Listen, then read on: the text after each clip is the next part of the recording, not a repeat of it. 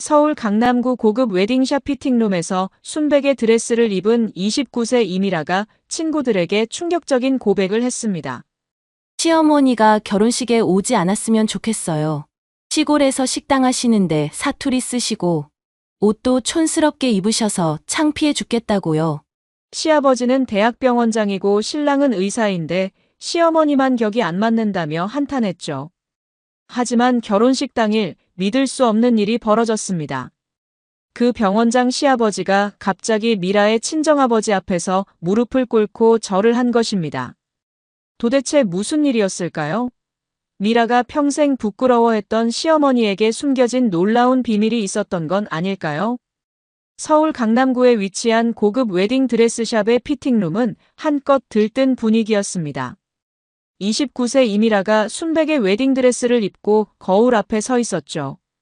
대학병원에서 간호사로 일하는 미라는 평소에도 단정하고 깔끔한 외모를 유지하는 편이었는데 오늘은 특히나 화사하게 빛나고 있었습니다. 친구들 3명이 주변에서 감탄사를 연발하며 미라를 둘러싸고 있었어요. 수정이가 먼저 입을 열었습니다.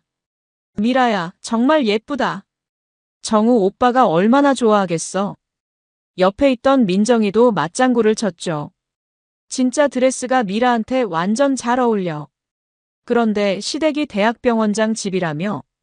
완전 신데렐라 스토리네. 미라는 거울 속 자신의 모습을 바라보며 만족스러운 미소를 지었습니다. 하지만 그 미소가 곧 굳어지기 시작했어요. 친구 지은이가 물었습니다. 그런데 미라야, 결혼식 날 양가 부모님들 상견례는 어떻게 될 거야? 시아버님이 그렇게 대단한 분이시라는데. 미라의 표정이 순간 어두워졌습니다. 그게 문제야. 우리 시어머니가 정말 걱정이야. 뭔 소리야? 어머님 인상 좋으시던데. 민정이가 의아해하며 물었죠. 미라는 한숨을 내쉬며 말했습니다. 우리 시어머니는 시골에서 작은 식당을 하거든. 맨날 앞치마 두르고 사투리 쓰시고 옷도 촌스럽게 입으시고 결혼식에 그런 모습으로 오시면 정말 창피해 죽을 것 같아. 피팅룸이 갑자기 조용해졌습니다. 친구들은 서로 눈치를 보며 어떻게 반응해야 할지 몰라 했어요. 솔직히 안 오셨으면 좋겠어. 수정이가 조심스럽게 입을 열었습니다. 미라야, 그래도 시어머니신데. 요즘 세상에 그런 생각을 하는 게 맞아? 미라는 화가 난 듯 대답했죠. 언니는 몰라. 시아버님이 얼마나 대단한 분이신데. 대학병원장이시고 신랑도 의사야. 근데 시어머니만 그런 모습으로 나타나면 얼마나 민망하겠어. 나는 지금까지 병원 동료들한테도 시어머니 얘기를 제대로 해본 적이 없어. 지은이가 놀란 표정으로 물었습니다. 진짜? 그럼 뭐라고 했는데? 그냥 시골에서 살고 계신다고 했어. 틀린 말은 아니잖아. 민정이가 고개를 저으며 말했어요. 미라야, 아무리 그래도 시어머니를 그렇게 생각하는 건 좀 아닌 것 같은데. 미라는 짜증스러운 표정을 지으며 반박했습니다. 언니들은 다 시댁이 사회적으로 괜찮잖아. 내 입장이 되어봐. 얼마나 스트레스인지 알아? 친정 부모님은 괜찮은데 시어머니만 이래서 정말 고민이야. 미라의 마음속에는 이미 시어머니에 대한 깊은 거부감이 자리 잡고 있었어요. 결혼을 앞두고 행복해야 할 시간이었지만 시어머니 생각만 하면 마음이 무거워졌습니다. 사실 미라가 시어머니를 부끄러워하기 시작한 건 처음 만났을 때부터였어요. 6개월 전 정우와 함께 시골집에 처음 인사를 드리러 갔을 때의 일이 아직도 생생했습니다. 그때 한순이는 앞치마를 두른 채로 나와서 반갑게 맞이했었어요. 어머, 미라 씨구만. 정우가 얼마나 예쁘다고 했는지 몰라. 직접 보니까 정말 예쁘네. 사투리 억양이 강한 말투에 미라는 순간 당황했었죠. 주변에서 듣던 서울말에 익숙해져 있던 미라에게는 시어머니의 말투가 낯설고 어색했어요. 식사 시간에도 마찬가지였습니다. 순이는 직접 기른 채소들로 정성스럽게 차린 음식을 내놓으며 자랑스럽게 말했어요. 다 우리 텃밭에서 기른 거야. 농약도 안 치고 정성스럽게 길렀어. 미라는 음식 맛은 좋았지만 시어머니의 투박한 손과 거친 억양이 자꾸 신경 쓰였습니다. 특히 서울로 돌아가는 길에 시어머니가 직접 만든 김치와 반찬들을 한가득 싸주시는 모습을 보며 고마우면서도 부담스러웠어요. 정우는 어머니의 정성을 당연하게 받아들였지만 미라는 달랐습니다. 병원 동료들에게 시댁 이야기를 할 때마다 애매하게 둘러댔죠. 시어머니는 어떤 분이세요? 시골에서 조용히 지내세요. 구체적으로 뭘 하시는지는 말하지 않았습니다. 작은 식당을 한다고 하면 동료들이 어떻게 생각할지 걱정되었거든요. 그 시각 경기도 외곽의 한 시골 마을에서는 52세 한순이가 작은 식당에서 구슬땀을 흘리며 일하고 있었습니다. 새벽 5시부터 시작된 하루 일과도 벌써 오후가 되어가고 있었죠. 순이는 무거운 식자재를 옮기면서도 항상 웃음을 잃지 않는 성격이었어요. 마을 사람들 사이에서도 인망이 높았고 굳은 일도 마다하지 않는 성실한 사람으로 통했습니다. 점심시간이 되자 식당 단골 손님들이 모여 앉았어요. 하루의 피로를 잠시 잊는 시간이었죠. 순이의 오랜 친구인 김할머니가 옆에 앉으며 말했습니다. 순이야, 정우 결혼식이 이제 며칠 안 남았구나. 기분이 어때? 순이는 잠시 손을 멈추고 미소를 지었어요. 그래, 우리 며느리가 좋은 사람이니까 다행이야. 정우도 행복하게 살 것 같고. 김할머니는 조심스럽게 물었습니다. 그런데 말이야, 며느리가 자네를 좀 부끄러워한다는 얘기를 들었는데 사실이야? 순이의 표정이 순간 어두워졌습니다. 하지만 금세 억지로 미소를 지으며 대답했죠. 뭘 부끄러워해? 그냥 젊은 사람들 생각이 그런 거지. 시간이 지나면 이해하게 될 거야. 김할머니는 안타까운 표정으로 고개를 저었어요.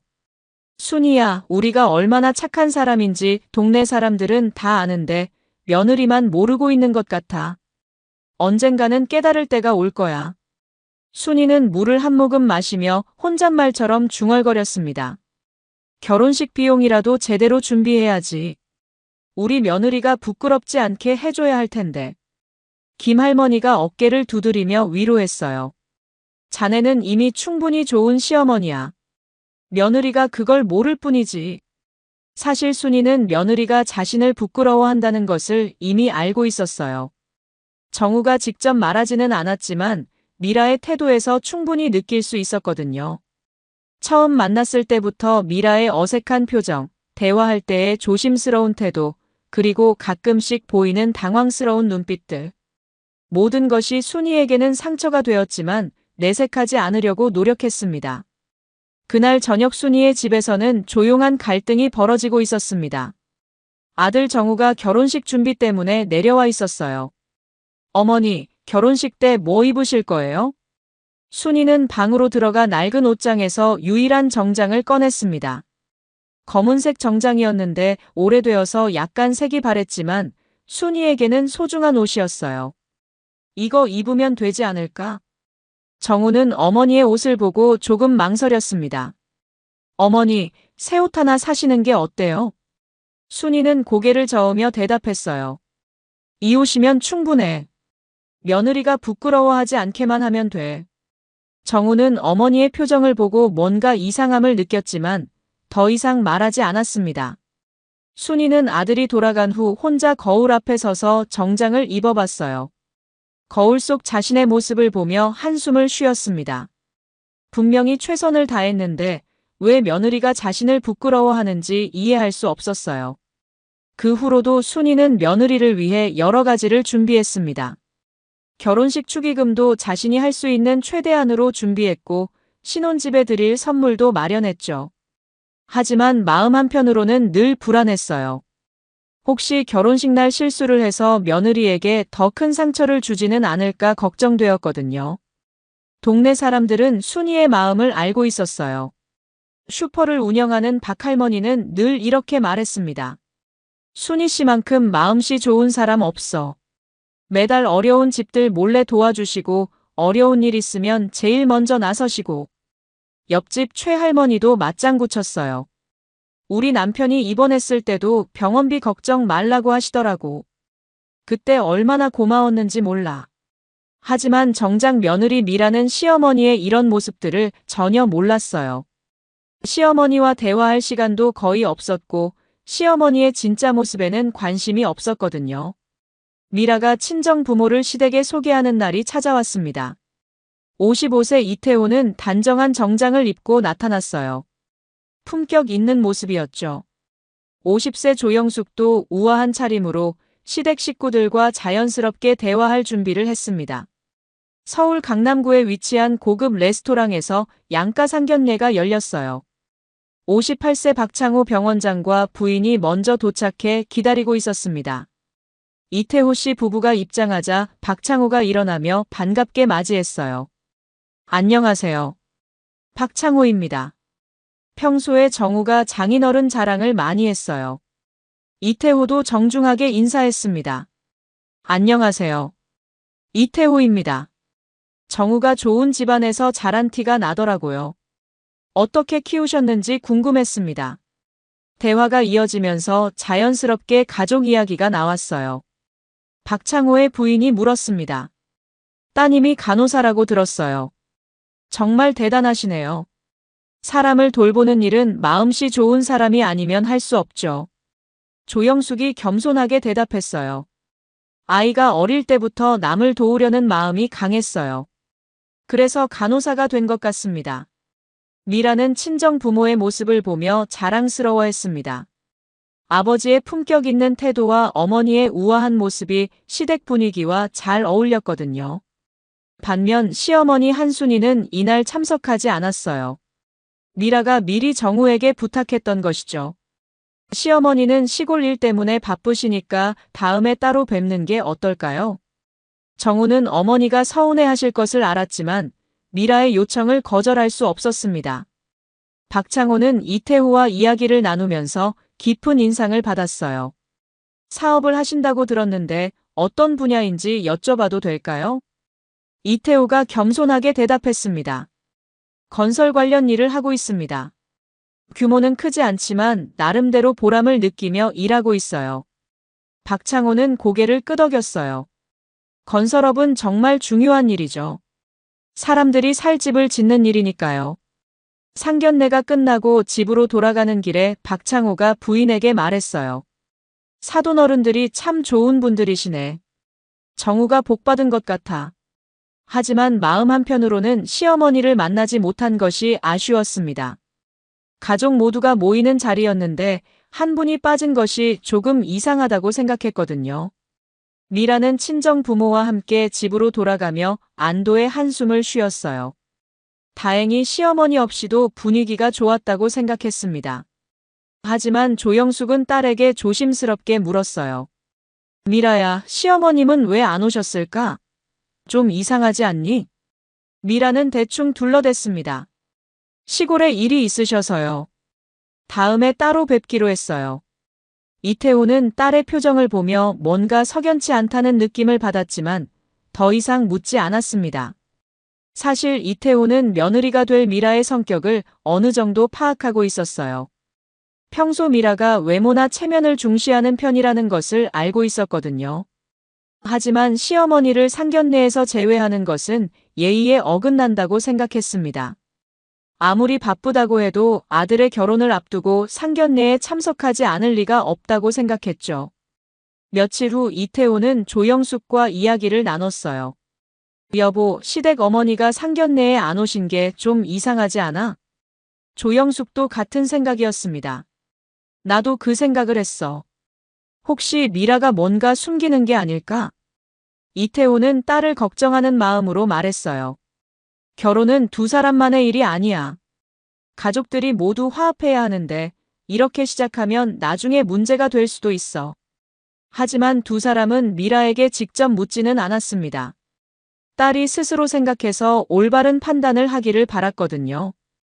25년 전 젊은 의대생 박창호는 의료봉사를 위해 시골 마을에 파견되었습니다. 당시 27세였던 한순이는 동네에서 작은 약국을 운영하며 의료진들의 숙식을 도맡아 챙기고 있었어요. 그 시골 마을은 의료진이 절대적으로 부족한 곳이었습니다. 가장 가까운 병원까지 차로 1시간이 넘게 걸렸고 마을 주민들은 작은 부상이나 질병에도 제대로 된 치료를 받기 어려운 상황이었어요. 이태호가 다니던 회사에서 사회공헌 사업의 일환으로 시골 지역 의료봉사를 기획했습니다. 당시 이태호는 회사의 사회공헌팀 팀장으로 일하고 있었고 이 프로젝트를 직접 담당했어요. 그 시절 순이는 지금보다 훨씬 바빴습니다. 의료진들이 마을에 머무는 동안 식사 준비부터 빨래, 청소까지 모든 것을 책임졌거든요. 마을 이장님의 부탁으로 시작한 일이었지만 순이는 성심성의껏 의료진들을 돌봤습니다. 박창호는 처음에 순이의 도움을 당연하게 여겼어요. 하지만 시간이 지나면서 순이의 헌신적인 마음을 알게 되었습니다. 매일 새벽 4시에 일어나서 의료진들의 아침 식사를 준비하고 진료가 끝나면 저녁 식사까지 차려주는 순이의 모습을 보며 박창호는 감동받았어요. 어느 날 박창호가 과로로 쓰러진 일이 있었어요. 연일 계속된 진료와 공부 때문에 몸이 버티지 못한 것이죠. 고열에 시달리며 의식을 잃었다가 깨어났을 때 순이가 곁에서 물수건으로 이마를 닦아주고 있었습니다. 순이는 그날 밤 박창고를 간병하며 돌봤습니다. 해열제를 먹이고 죽을 끓여서 먹이며 밤새 곁을 지켰어요. 괜찮으세요? 물 좀 드실래요? 박창호는 순이의 따뜻한 돌봄에 깊은 감동을 받았습니다. 고맙습니다. 정말 고마워요. 순이는 미소를 지으며 대답했어요. 뭘요? 당연한 일이죠.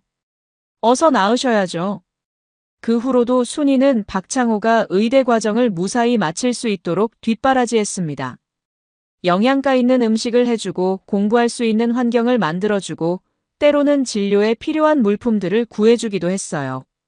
박창호가 특히 기억나는 건 순이가 해준 미역국이었어요. 고향이 그리워서 힘들어하는 박창고를 위해 순이는 직접 미역을 사다가 끓여준 것이죠. 고향 생각 많이 나시죠? 이거 드시고 힘내세요. 박창호는 그 미역국을 먹으며 눈물이 났어요. 어머니가 해준 미역국 맛과 똑같았거든요. 박창고는 순이 덕분에 힘든 시기를 잘 버틸 수 있었습니다. 의료봉사가 끝날 때 박창호는 순이에게 깊이 감사 인사를 했어요. 정말 고마웠습니다. 은사님 덕분에 제가 여기까지 올 수 있었어요. 순이는 겸손하게 대답했습니다. 무슨 말씀을요? 선생님이 우리 마을 사람들을 도와주신 게 더 고마워요. 하지만 의료봉사가 끝나고 서울로 돌아간 후 바쁜 병원 생활에 치이면서 박창고는 점차 그 시절의 기억이 희미해졌어요. 의대를 졸업하고 전문의가 되고 결혼을 하고 아들 정우를 낳고 병원장이 되는 과정에서 순이의 존재는 기억 저편으로 사라져갔습니다. 하지만 순이는 달랐어요. 그 젊은 의대생이 훌륭한 의사가 되었다는 소식을 들을 때마다 뿌듯해했습니다. 자신이 조금이나마 도움이 되었다는 생각에 기뻤거든요. 시간이 흘러 아들 정우가 의사가 되었을 때 순이는 더욱 감격했어요. 25년 전 자신이 돌봤던 그 의대생처럼 아들도 사람들을 치료하는 의사가 된 것이죠. 하지만 정작 정우는 어머니의 그런 과거를 전혀 몰랐습니다. 순이가 말하지 않았거든요. 자랑할 일도 아니라고 생각했기 때문이죠. 며느리 미라 역시 시어머니의 숨겨진 과거에 대해서는 전혀 알지 못했어요.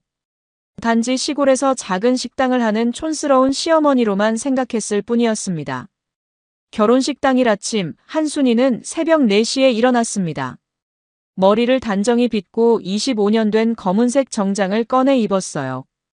거울 앞에 서서 자신의 모습을 점검했습니다.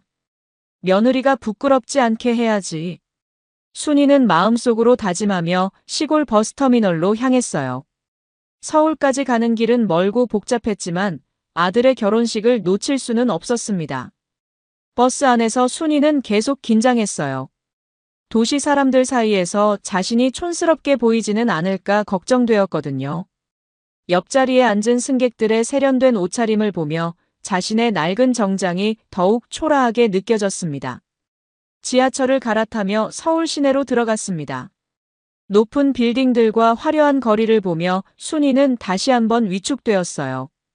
지하철 안에서 만난 사람들은 모두 세련되고 깔끔한 모습이었는데 자신만 뒤처진 것 같은 기분이었습니다. 서울역에서 내려서 택시를 타고 결혼식장으로 향했어요. 택시기사가 친절하게 길을 안내해줬지만 순이는 여전히 불안했습니다. 기사님, 호텔이 아주 큰가 봐요? 그럼요. 강남에서도 제일 유명한 호텔 중 하나죠. 웨딩홀도 정말 화려해요. 순이는 더욱 긴장했어요.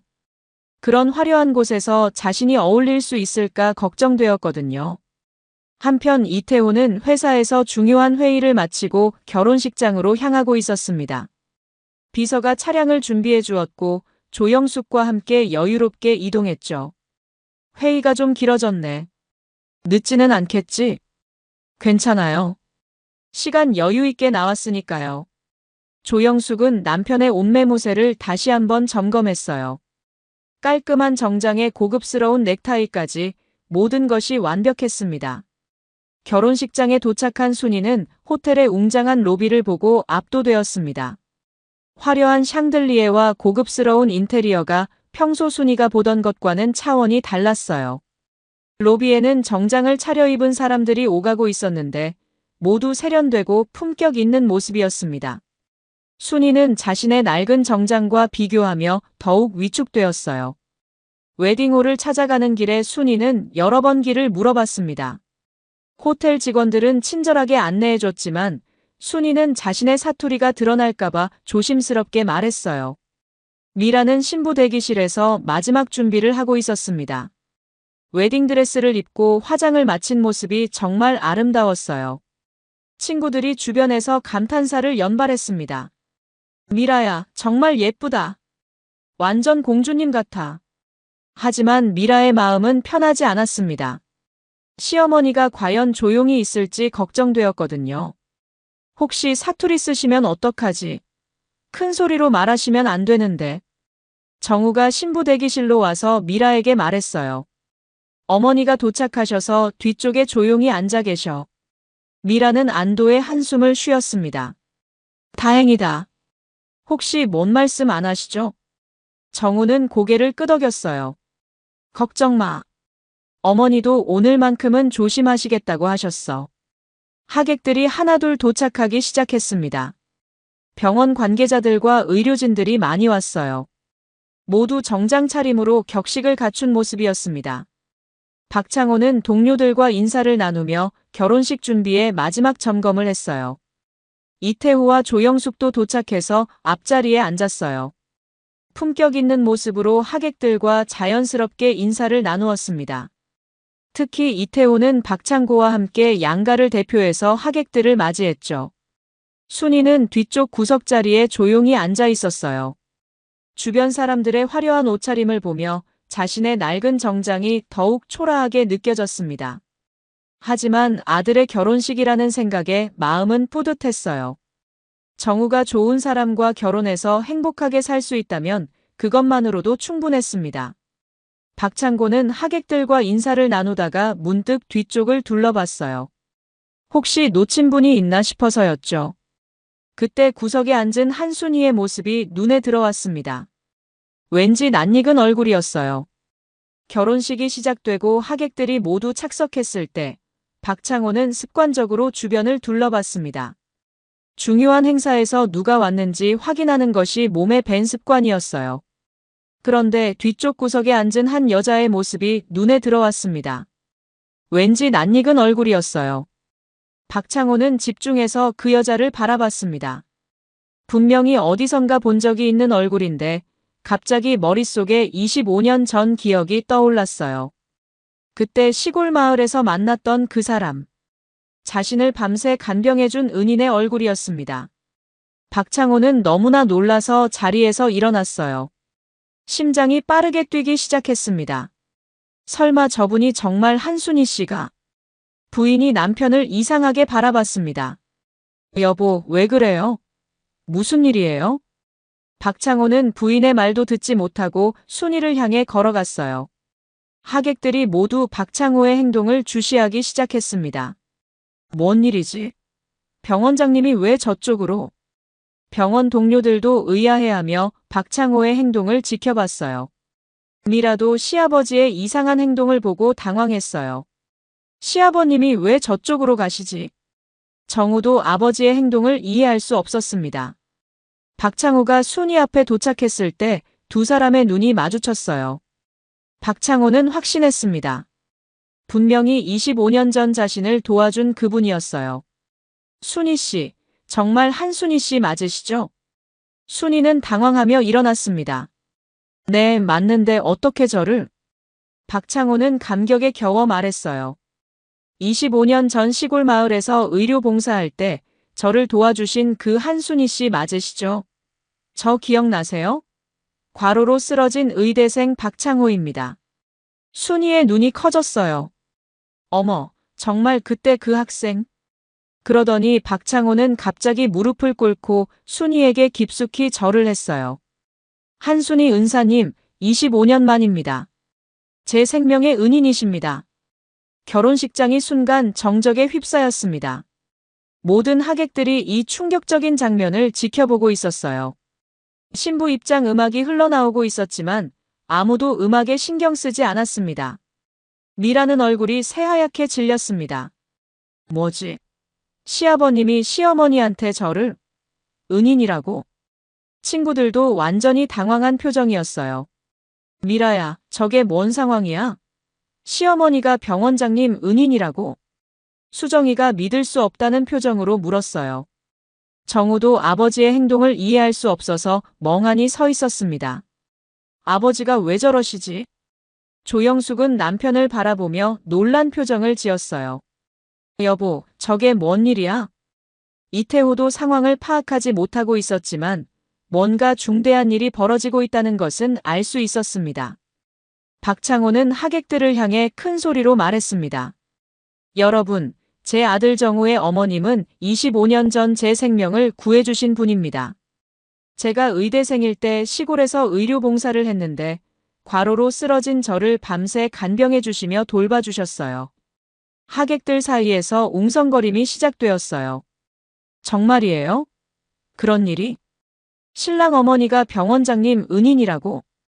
박창고의 병원 동료들도 놀라워했습니다.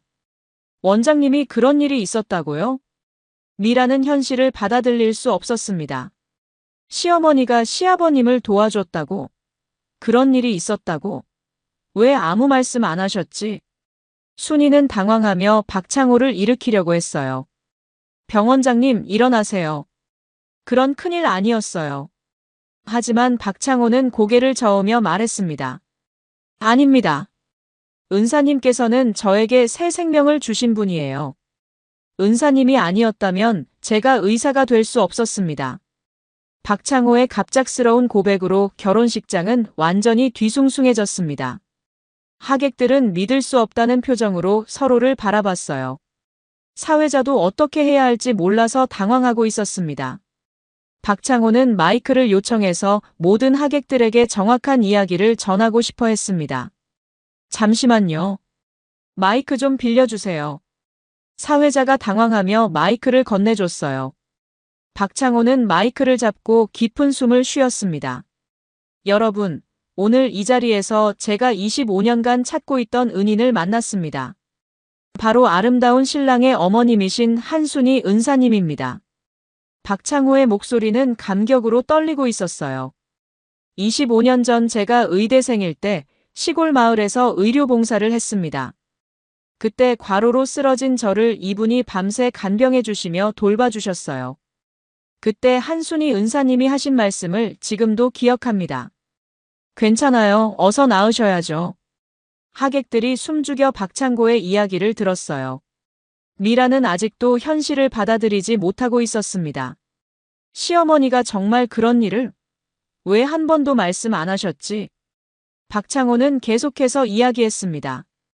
그 후로도 한순이 은사님은 제가 의대 과정을 무사히 마칠 때까지 묵묵히 뒷바라지해 주셨어요.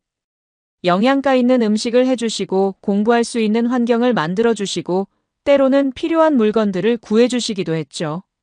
순이는 당황하며 박창고를 말렸어요. 병원장님, 그만하세요. 그런 큰일 아니었어요. 하지만 박창호는 고개를 저었습니다. 아닙니다. 은사님께서는 저에게 새 생명을 주신 분이에요. 은사님이 아니었다면 제가 의사가 될 수 없었습니다. 이때 이태우가 자리에서 일어났어요. 그리고 모든 사람들이 주목하는 가운데 말했습니다. 저도 증언하겠습니다. 25년 전 그 의료 봉사 사업을 기획하고 추진한 사람이 바로 저였습니다. 하객들이 더욱 놀라며 웅성거리기 시작했어요. 진짜요? 신부아버님이 그 사업을? 그럼 우연이 아니라 운명이었던 거네요. 이태우가 계속 말했습니다. 당시 제가 다니던 회사에서 사회공헌 사업의 일환으로 시골 지역 의료봉사를 계획했었어요. 그때 파견된 의료진들 중 한 명이 박창호 선생님이었죠. 그리고 한순희 씨는 우리 의료진들의 어머니 같은 존재였습니다. 이태우는 순희를 바라보며 말했어요.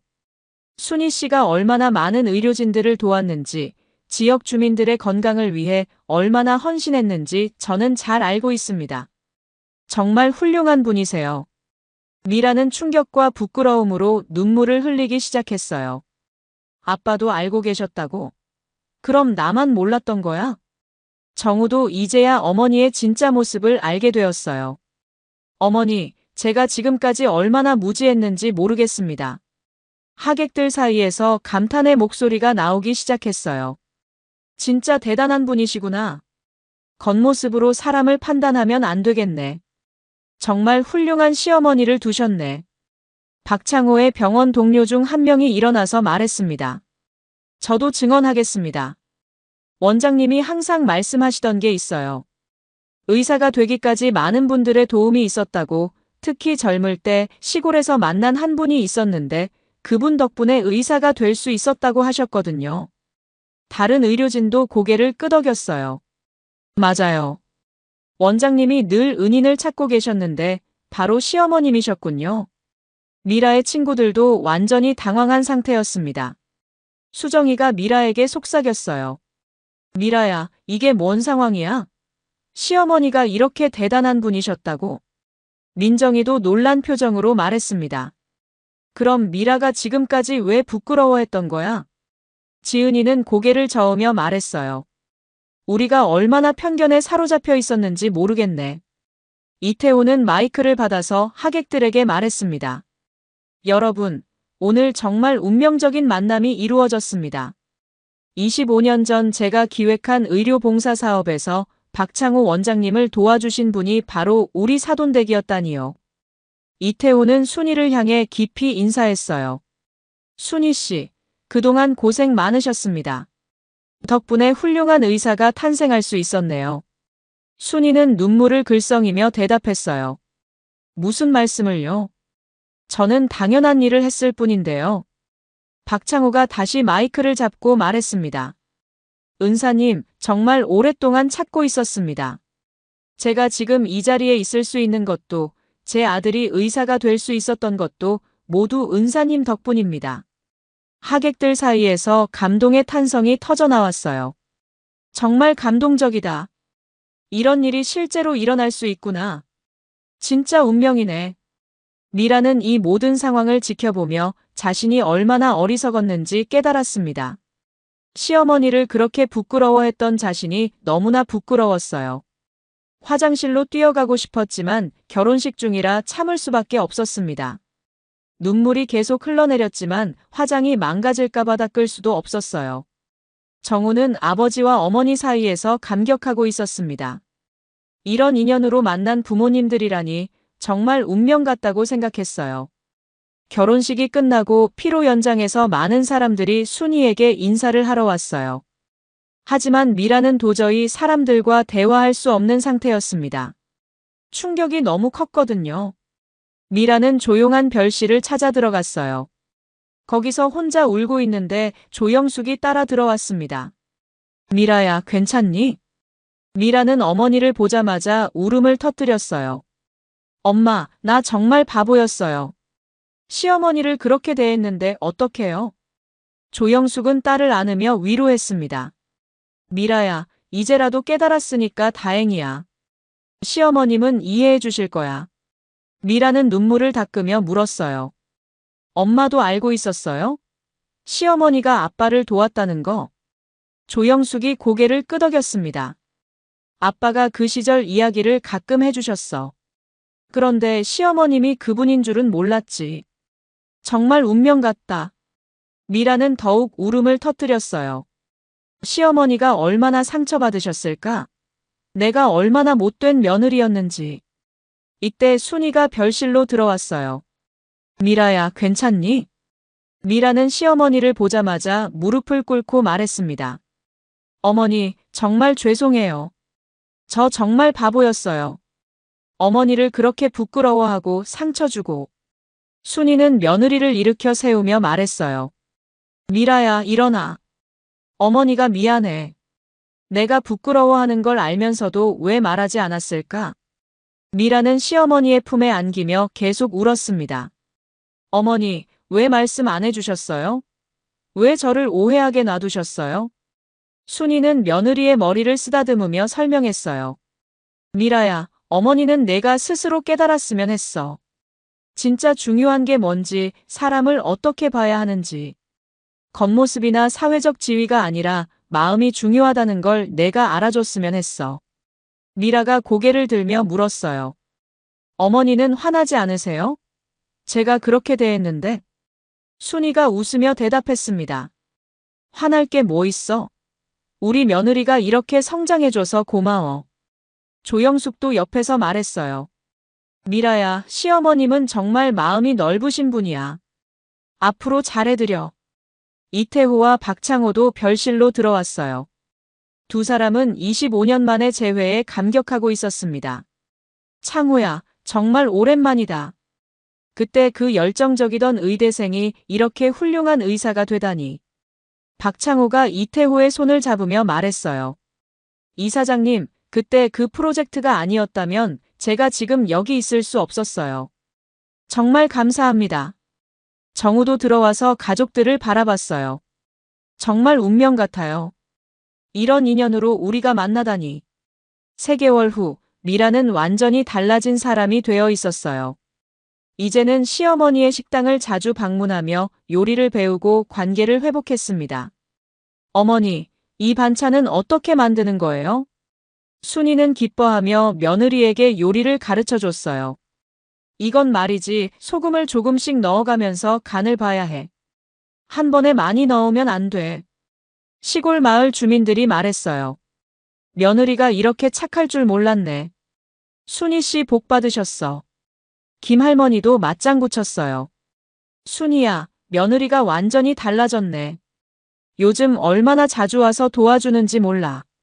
미라가 병원에서 환자들을 돌볼 때마다 시어머니의 따뜻한 마음을 떠올리며 더욱 정성스럽게 간호했어요. 환자 보호자가 미라에게 말했습니다. 간호사님이 정말 친절하세요. 어떻게 이렇게 세심하게 돌봐주세요? 미라는 웃으며 대답했어요. 시어머니께서 가르쳐 주신 거예요. 사람을 돌보는 마음이 뭔지요. 6개월 후, 미라와 정우는 시어머니와 함께 25년 전 그 시골 마을을 방문했어요. 박창호도 함께였습니다. 마을 사람들이 순이를 반갑게 맞이했어요. 순이야, 오랜만이다. 며느리도 데리고 왔구나. 마을 이장님이 말했어요. 순이 씨 덕분에 우리 마을에 좋은 의사 선생님들이 오셨던 거였구나. 정말 고마웠어. 박창고는 25년 전 자신이 머물렀던 곳을 둘러보며 감회가 새로웠어요. 정말 이곳에서 많은 것을 배웠습니다. 특히 순이 은사님께서 가르쳐 주신 따뜻한 마음을요. 1년 후 첫 아이 임신 소식에 순이가 가장 기뻐했습니다.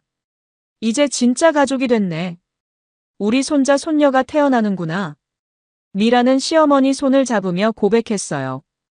어머니께서 가르쳐 주신 진짜 사랑이 무엇인지 이제야 알겠어요. 앞으로 우리 아이에게도 그런 마음을 전해주고 싶어요. 박창고와 이태호도 25년 만에 재회를 계기로 깊은 우정을 쌓아갔습니다. 두 가족은 자주 만나며 서로의 이야기를 나누었어요. 정말 운명 같아요. 이렇게 다시 만나서 가족이 되다니. 5년이 지나고 미라의 아이가 유치원에 다닐 나이가 되었을 때의 일입니다. 어느 날 아이가 유치원에서 돌아와서 말했어요. 엄마, 오늘 할머니에 대해 발표했어. 우리 할머니는 옛날에 의사 선생님들을 도와주셨대. 정말 착한 할머니라고 했어. 미라는 아이의 말을 듣고 눈물이 났어요. 자신과는 달리 아이는 처음부터 할머니를 자랑스러워하고 있었습니다. 그래, 할머니는 정말 훌륭한 분이야. 엄마도 할머니께 많이 배우고 있어. 순이는 손자의 말을 듣고 뿌듯해했어요. 우리 손자가 할머니를 그렇게 생각해주니 정말 기특하다. 미라는 시어머니를 바라보며 말했어요. 어머니, 정말 죄송했어요.